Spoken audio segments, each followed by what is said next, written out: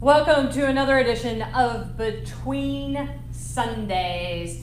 And this week, we're actually looking at one of the most famous verses in the Bible, especially because the group, the band, the Byrds made it famous in the 1960s with the song Turn, Turn, Turn. And it's Ecclesiastes 3, 1 through 8.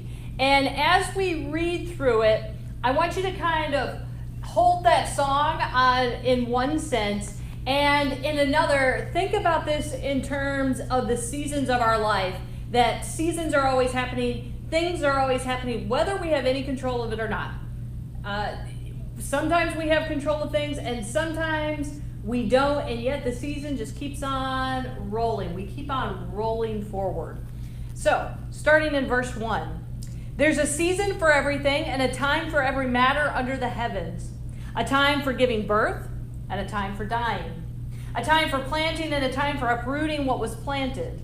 A time for killing and a time for healing. A time for tearing down and a time for building up. A time for crying and a time for laughing. A time for mourning and a time for dancing. A time for throwing stones and a time for gathering stones. A time for embracing and a time for avoiding embraces. A time for searching and a time for losing. A time for keeping and a time for throwing away. A time for tearing and a time for repairing. A time for keeping silent and a time for speaking. A time for loving and a time for hating. A time for war and a time for peace. Now, sometimes people want to say, whoa, wait. We don't live in a world of polar opposites, right? We've got like everything in between. Kohelet here, the writer, is actually trying to use that in a sense of encompassing everything. So he's using polar opposites to actually give the full spectrum of human experience. And he tries here to give every aspect of the human experience, whether we think it is right, moral, or ethical. He's just trying to say that throughout time, throughout all of time, throughout human experiences, here are the things that can happen. And a lot of these things we can't even control, right? Sometimes we can control things, but a lot of times we can't. And his point is not to be able to control it, but instead kind of thinking through, as the seasons move, what becomes our response to those seasons. In fact, he's going to get down later into it about how it's not about fighting against the season, but it really is a response to the season that we find ourselves in, even when we don't agree with it. And a lot of people get tripped up on verse 3, a time for killing and a time for healing. And we go, well, wait a minute. That's not okay. That's not right. That's not ethical. That's not moral. And what we kind of have to remember is Kohelet is being written at a time. It's being written most likely between the Persian period and the Hellenistic period, which is like the 6th century BC and the 3rd century BCE. So a long time ago. So he's like observing all of this. And there were periods where people, it was totally legitimate to kill them, and sometimes it was legitimate to heal them. And that may strike us as whoa, but I really want us to think about this in terms of our response. Maybe we don't participate in that. Hopefully we do participate in a time for healing. But even when we may find ourselves in a situation that we have not created, how do we begin to respond to it? And verse 5, a time for throwing stones and a time for gathering stones. Some debate exists as to what is this talking about. Is it talking about that in those military times that they would put stones in fields of the opposite army, and then you would have to take them up during times of peace? Is that what it's talking about? Another is that in the economies of the time, shepherds would keep stones, pebbles in their pouches of how many sheep they had. And so there's an economic element. We could also see it in that, sometimes we gather stones to build something, and sometimes we have to take the stones and throw them, get rid of them, because whatever has been needs to no longer be. And so we begin to see the wisdom in this. of encompassing so much of what we experience in life. A time for searching and a time for losing. Sometimes we need to let go and lose things, and sometimes we need to go look for something new.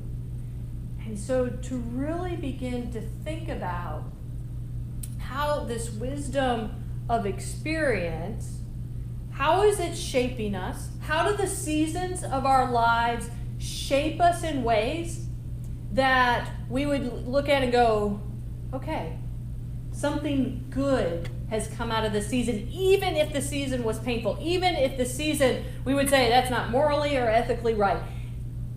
This is not a way to live. What have we learned from that season about the way we navigate going forward? And then this passage ends with a time for loving and a time for hating, a time for war and a time for peace. And again, this isn't a sense that we create it on purpose, that, well, if I need to hate somebody. No, that's not what this is talking about. It is talking about that there are those people in this world that are going to hate. And what is our response going to be, especially if we're wanting a time for loving? Now, we could also look at it in terms of, what are some things that we need to hate? Like, is it we need to hate intolerance? We need to hate injustice? We need to hate racism? We need to hate discrimination? Is that what we're talking about here? See what I'm saying? Like this, if we allow this to open ourselves up, if we allow this to expand how we understand the seasons of our life, how we understand our response to those seasons, we begin to see the world in so many different ways. Kohelet was after this wisdom, was after this knowledge of how do we live and be in the world so that it's not meaningless, that it's not just something pointless, that we're not just every day I get up, I go to work, and then I come home and that's it. But instead, how are we creating meaning during these seasons? And so during this particular season that we find ourselves in, it may be more difficult than, say, a year ago. That the season we find ourselves in globally, there's a lot of angst, there's this sense of when's it going to end, and we want people to be safe, but then there's also people who want to talk about freedom, and what does that look like when we're trying to be neighborly and we're trying to help each other out? I don't want to get sick, right? There's all these things that come into play.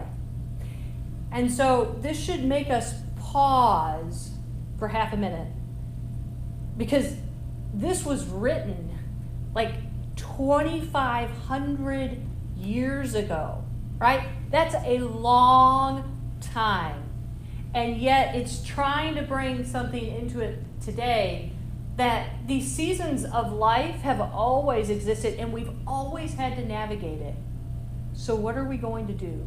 What is our response going to be? What wisdom are we going to take from those moments that move us forward into the next season? My hope is that wherever you find yourself, and however you have heard this about a season of everything, that you will take time to understand what this season has taught you about moving forward, about going on, about how your experience is vital for the next step, for the next season. Have a good one.